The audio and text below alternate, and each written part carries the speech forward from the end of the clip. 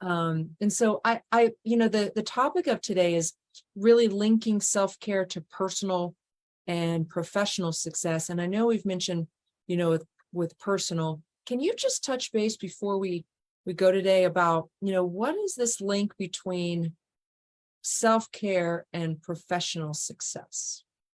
Absolutely. Yeah. So it's really all encompassing, and it's simpler than what maybe people are trying to make it.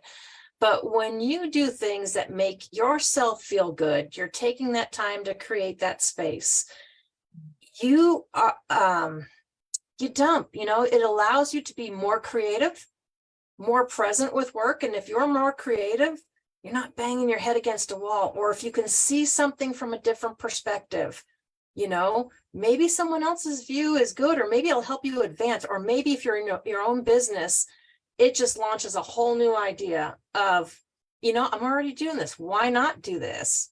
It really gives you a totally different perspective. When you go into things already stressed, anxious, that's pretty much what consumes, your mind all the time. You don't have that time to reset and go away. I mean, even when I went back to school and went to take the college classes and stuff, I'm like, I was making it harder because I'm sitting there, oh my God, I got to get this done. But if I got up and I walked away and I just walked outside, all of a sudden, it's like a light bulb clicked on. It's like, why on earth was I making that so difficult?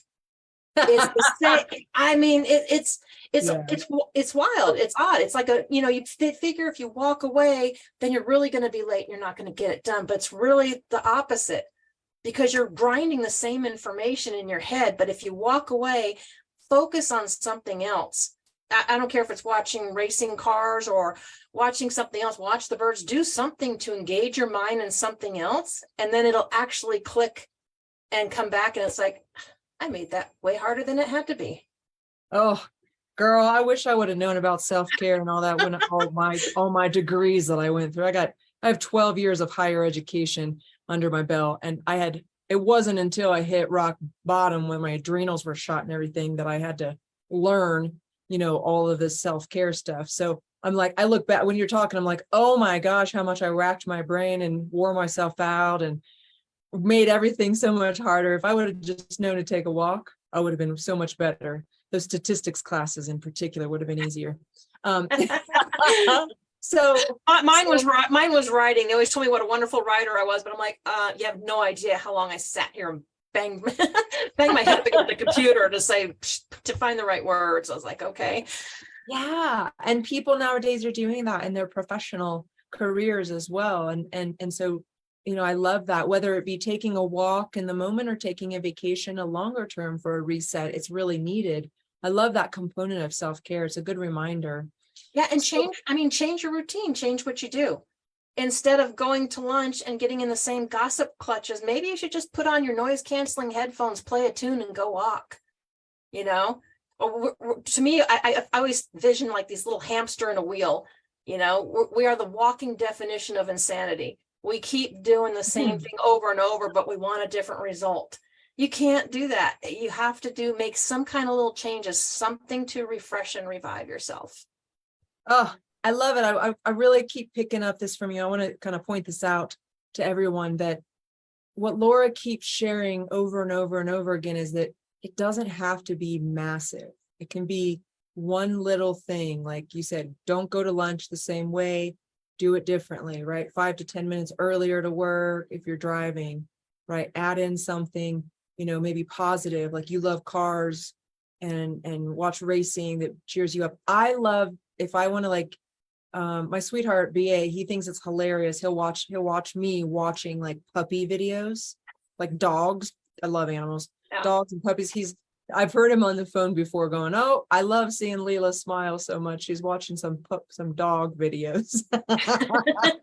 I found this music recently. This I got invited to a concert, this gentleman and his band, Michael Franti. And the music was such a high vibe, positive messages, talking about big love and everything's going to be better. And, all of this goodness. So I would listen to music. And so I love it. It doesn't have to be some massive self-care routine. It could just be, you don't have to wait till noon to take calls like me. You could just do these teeny little things. over time. And that's, what Laura does is she helps you create that lifestyle. So will you share, you have a Facebook community, you have your TV show, which is like, congratulations. Thank Will you you. share how, people can get a hold of you if they want to integrate self-care into their own? Yeah, I mean, life? they can either message me directly on Facebook. I do have my website that I built and work on myself, so be patient with it. It's whitesandselfcare.com. And I also have a Facebook group that you talked about, the Facebook Connect and Collaborate, White Sand Self-Care. And so my Facebook group, everything I do, my group, my Mindful Mondays, this is launching July 24th. So right now I'm still looking for those speakers that can add value to my audience and show them as the expert that they are, get them more visibility as well. But everything I do, I love building communities and support. There is nothing worse than going through things and feeling like you're alone and all by yourself. So I like to provide education and resources, that connection and collaboration, because I am not an expert in all realms of self-care. I just know self-care is essential. It's not a luxury. It's not, it's not an indulgence. It's a necessity. If you want to live that healthier life, get that balance and be more successful in your personal and professional life. So that's why I like building these groups. They're judgment-free, free spaces, because that's what stops a lot of people is they're worried about being judged. Yeah. You know what? Be good with you and who you are.